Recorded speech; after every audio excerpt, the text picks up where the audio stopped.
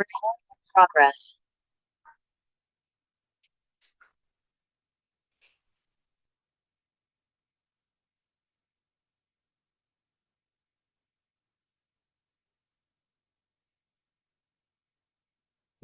बिस्मिल्लाहिर्रहमानिर्रहीम।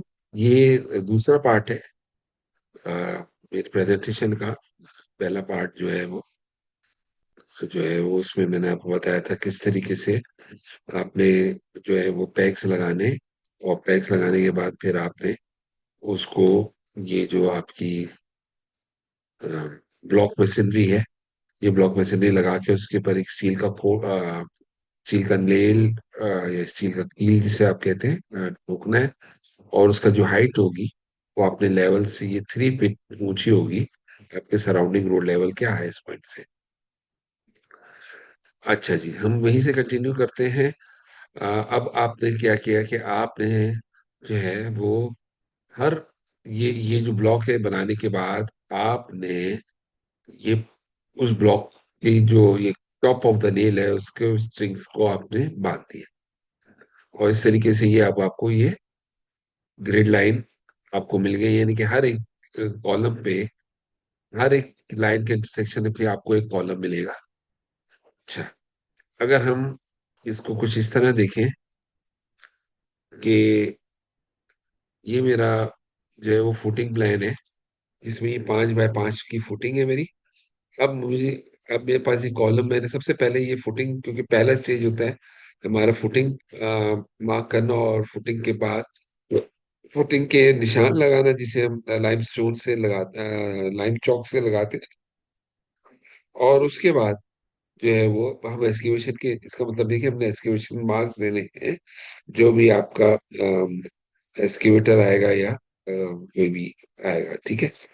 तो अब हम करेंगे क्या कि हमने ये देख लिया कि ग्रिड मार्क्स करने के बाद अब हमने सबसे पहले, अगर आप ये देखिए इसमें कुछ मुख्तलिफ किस्म की फुटिंग है। याद रखिएगा कि क्योंकि ये प्लॉट्स जो है,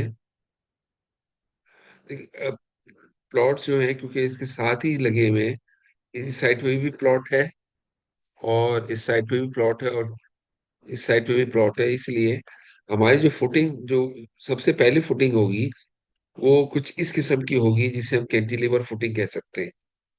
अब करना आपने क्या है कि सबसे पहले आपने देखिए ये और हमने आपको ये भी बताया था कि अगर 5 फीट की फुटिंग हो, आपको 5.5, उसमें जो है वो तकरीबन उसमें जो हम 6 6 इंच दोनों तरफ, यानी कि ये जो हर मार्क होगा जो हमने व्हाइट चौक से मार्क करना है, वो 6 फीट बाय 6 फीट का होगा।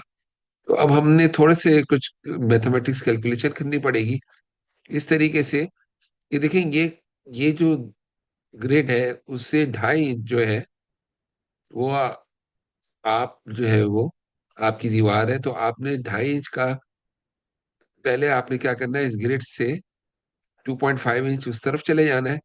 और वहां से लेने के बाद फिर आपने एक लाइन, यहां से लेने के बाद आपने जो है वो एक जो है वो एक स्ट्रेट लाइन लगाएंगे। अब स्ट्रेट लाइन तो नहीं लगा सकते, हम कम अमूमन ये करते हैं कि हम जो है यहाँ से एक ये पॉइंट लेने के बाद यहाँ से इस आर्क पे पकड़ के एक आर्क लगा देते हैं इस पॉइंट पर। एक आर्क लगा देंगे, टेप को पकड़ेंगे और टेप को पकड़ के ऐसे एक गोल आर्क ऐसे लगा देंगे इस साइड पे, ठीक है। फिर हम क्या करेंगे कि यही 2.5 फीट से पहले इस तरफ देखेंगे और एक निशान लगा देंगे, ये भी 6 फीट का होगा। और इसी तरीके से फिर ये 6 फीट और ये 6 फीट। इसके दो तरीके ये भी हो सकते हैं कि हम ये देख लेंगे परपेंडिकुलर परपेंडिकुलर देखने का। हमने जैसे बताया था आपको कि अगर आपको ये कोना मालूम हो, तो क्योंकि ये लाइन आपके पास दोनों परपेंडिकुलर है, तो आप यहाँ पे स्ट्रिंग से आप जो हर जगह 2.5 ले जाएं और स्ट्रिंग से 5 फीट इसमें मार्क लगा सकते हैं, और ये 5 फीट इधर मार्क लगा दीजिए।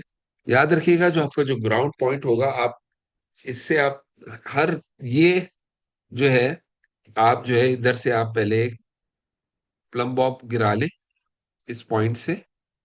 आप जानते हैं कि प्लम बॉब क्या होता है कि एक स्ट्रिंग होती है उसके साथ एक अम, एक, एक कोनिकल शेप होता है जिसे हम उर्फ आम में लट्टू भी कहते हैं। तो वो, या जो इंग्लिश की टर्म है इसको प्लम कहते हैं, जो मिस्त्री है उसको सोल भी कहते हैं। तो आपने यहाँ से ये इसको गिराना है, या कुछ भी ना हो तो एक पत्थर लेके इस सेक्शन से नीचे गिरा दे, और एक ये निशान लगा दे, फिर एक ये निशान लगा दे,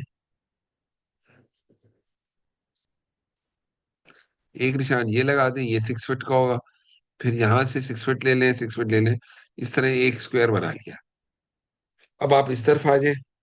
इस तरफ से देखें, आपके पास ये लाइन सेंटर से गुजर रही है, तो 3 फीट इधर होगा, ये 3 फीट इधर होगा।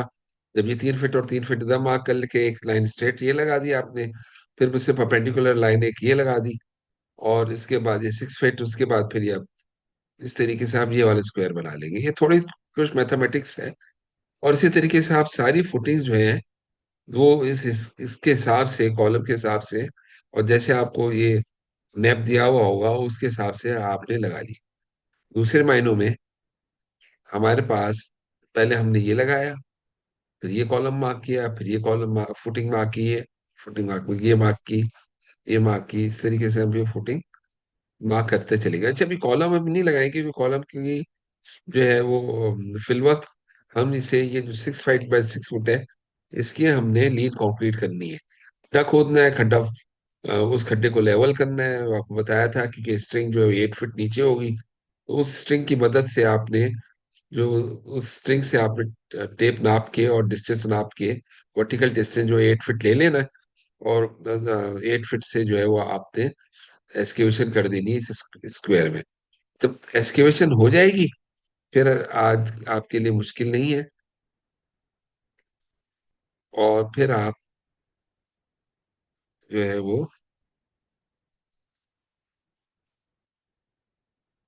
फिर आपने उसमें 5 फीट बाय 5 फीट की शटरिंग लगानी है। और 5 फीट बाय 5 फीट की शटरिंग लगाने के बाद उधर उस हर खड्डे में आपने एक लीन कंक्रीट करनी है, जो आपके पास 3 इंच की होगी। उसके बाद फिर आपने 3 इंच ऑफसेट जाना है, और इस किस्म की कंक्रीट जो है वो आपने सिर्फ ये वाला निशान लगा के देना है।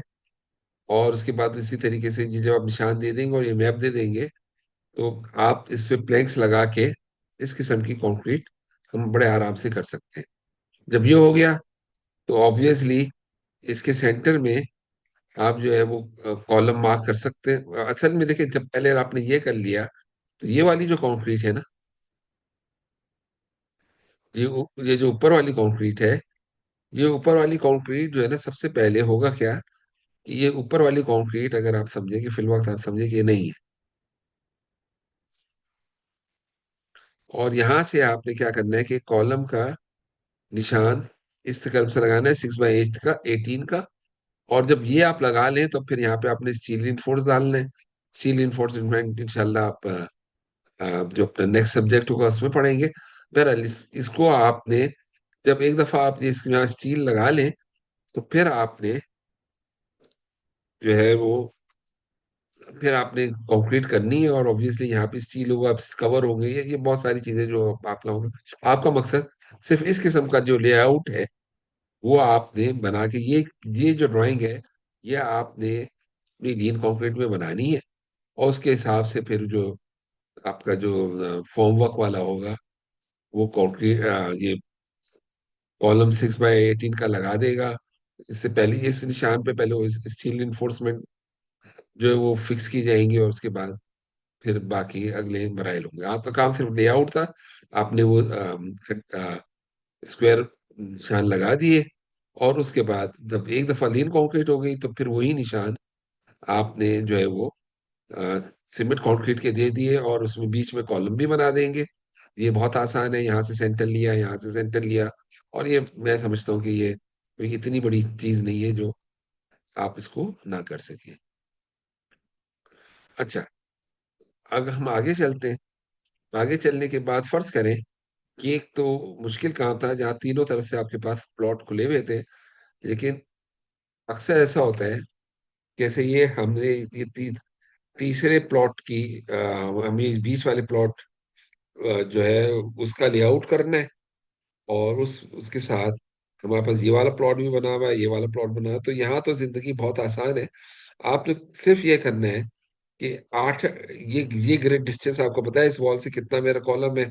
तो आपने सिर्फ और सिर्फ यहाँ पे ग्रिड जो है, आपने ये अ, और फर्ज करें कि यहाँ पे भी एक प्लॉट बना हुआ है, नहीं बना हुआ तो आपने इसी तरीके से ब्लॉक मैसेंजर बना लेनी है, इस तरफ भी और इधर भी। और बाकी जो साइड वाले दो प्लॉट्स है उसमें आपने जो है वो स्टील नेल जो है वो ठोक देनी है, जिसकी हाइट जो है वो 8 फीट होगी। अगेन वही उसी तरीके से लेवल लेके, और इस पे भी आपने वो लगाए होंगे। जब ये कर लेंगे तो फिर आप उसी, फिर जब ये आप इसको टाई करेंगे इनको, तो फिर वही सिचुएशन आ जाएगी जो कि थोड़ी देर पहले आपके पास ये वाली थी। जब ये सिचुएशन आ जाएगी, अब पहले वाली और उसमें फर्क ये है, ये वाली इसमें और उसमें फर्क ये है कि यहाँ सारी, यहाँ आपने कोई ब्लॉक्स नहीं लगाए हुए, क्योंकि सीधे सीधा आपने स्टील नेल जो है वो लगाई हुई है वॉल पे।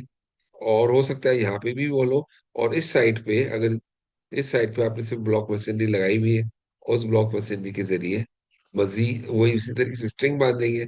रेस्ट ऑफ द प्रोसीजर बिल्कुल सेम है। आई होप मैं जो है इसको फुली कन्वे कर पाया हूँ। बाकी दौरान बाकी अगर आपने कुछ पूछना है तो आप कमेंट्स में ही पूछ सकते हैं। मुझसे और कोई कंफ्यूजन जो हो उसके बारे में पता कर सकते हैं। तो इस तरीके से ये मेरा टॉपिक जो है वो एंड पहुंचा। तो मैं आपसे इजाजत चाहता हूँ। अल्लाह हाफिज।